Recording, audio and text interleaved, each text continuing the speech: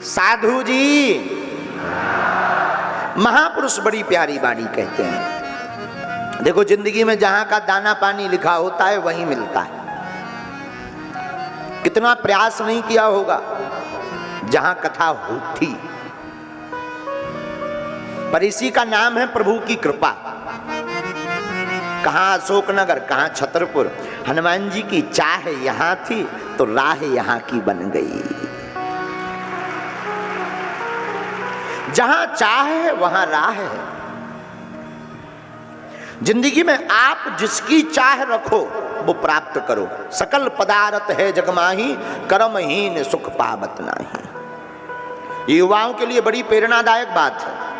मेरे पागलो, जिंदगी में कोई ऐसी उपलब्धि नहीं, कोई ऐसा मुकाम नहीं जिसमें अगर लगन लग के लगा जाए और वो प्राप्त ना हो। उनको नहीं मिलता जो आलसी होते, जो कहते रहते कर तो बहुत रहे, हो नहीं पा रहा। संसार में ऐसा कुछ है ही नहीं कि तुम करो मिले ना। कोशिश करने वालों की कभी हार नहीं होती, बातें करने वालों की हार होती है।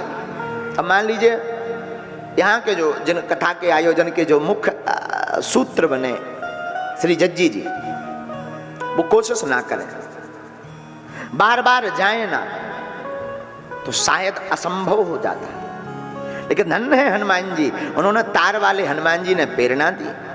तार वाले हनुमान जी की प्रेरणा और तार और बागेश्वर सरकार दोनों एक भय, अब जय जयकार हो गई।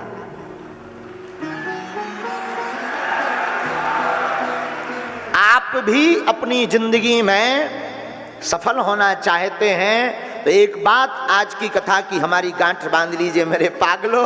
अपनी जिंदगी में सूर्य उदय के पहले जागना शुरू कर दो और घोड़ों की भांति जिंदगी में दौड़ना शुरू कर दो। सूर्य उदय का चित्र लगाने से या दौड़ते हुए घोड़ों का चित्र लगाने से जिंदगी में चार चांद नहीं लगते। सूर्य उदय के पहले जागना पड़ता, घोड़ों की भांति कर्म के लिए दौड़ना पड़ता। जो ऐसा करता है वो किसी भी मंजिल को पा जाता है, मुकाम को पाता है।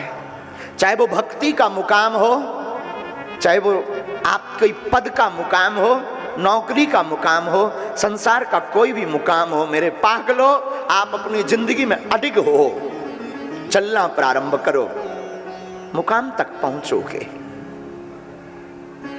आज नहीं तो कल आप पहुंचोगे। और बुरा मत मानिए मेरे पागलो, हम किसी भी पढ़ाई लिखाई के विरोध में नहीं है, खूब पढ़ो। युवानों से भी कहेंगे मेरे पागलो, बागेश्वर धाम का पर्चा बनवाने से नौकरी नहीं लगनी है, पेपर का पर्चा लिखने से नौकरी लगनी है। फिर आप कहोगे गुरुजी आप पर्चा बनाते क्यों टाइम बर्बाद कर रहे हो, अपना और दूसरों का भी।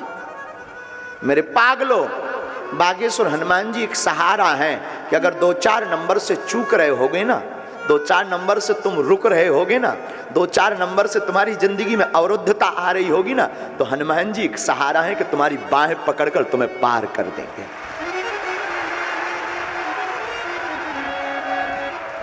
पढ़ना तुम्हें पड़ेगा। जीवन में बुरा मत मानिए। भगवान कृष्ण अर्जुन को कहते हैं, अर्जुन देखो मैं तुम्हें, अर्जुन डर गए, भयभीत हो गए। सामने जो महाभारत में युद्ध लड़ने वाले वो मेरे परिवार वाले हैं, मैं भगवान लड़ू कैसे।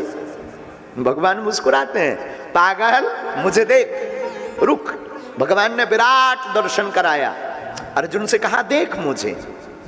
अर्जुन भगवान विराट की तरफ देखते हैं तो क्या देखते हैं कि भगवान विराट के मुंह में जितने सामने वाली पार्टी के योद्धा थे सब समाते जा रहे हैं। भगवान ये क्या है। भगवान बोले मैं मार तो बहुत पहले चुका हूं इनको, बस तू तो सिर्फ बाण चढ़ाने का अभिनय कर, नाटक तुझे करना पड़ेगा।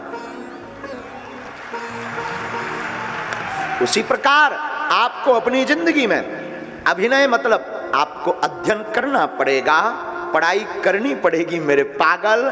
तुझे पढ़ना पड़ेगा, बढ़ना पड़ेगा। जिस दिन तू पार नहीं होगा, बाएं पकड़कर मेरे हनुमान जी, मेरे ठाकुर जी तेरा बेड़ा पार कर देंगे।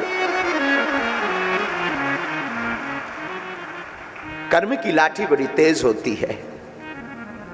अशोक का अर्थ बड़ा प्यारा है। इसका नगर का पहले नाम तो पछार था ना, है ना, पहले नाम था पछार। पछाड़ भी बड़ा प्यारा नाम है। लंका में हनुमान जी गए तो दे पछाड़,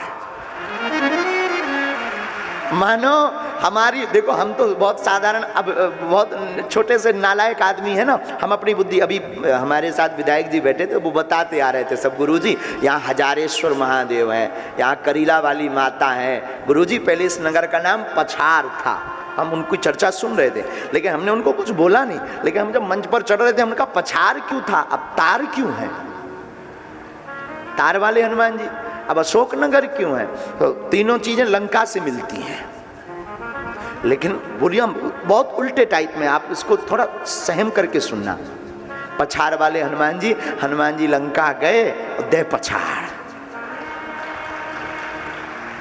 लेकिन जहां हनुमान जी ने पछाड़ मारी, जानकी जी कहां मिली? अशोक वाटिका में।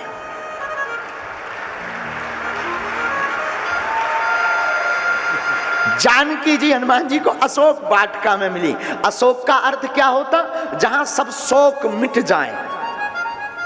तो देखना तार वाले हनुमान जी कैसे यहां पर बने हैं। पहले इस नगर का नाम था पछाड़, तो हनुमान जी ने दे लंका में राक्षसन को पछाड़, जब पछाड़ मार दई, कछु मारस कछु मरदस कछु मलेयस धर धूर, और कछु पुनि जाय पुकारे प्रभु मरकट बल भूर। हनुमान जी ने कुछ को तो मारा, कुछ को रगड़ा, कुछ को धोया, कुछ को धुना और कुछ को काटा।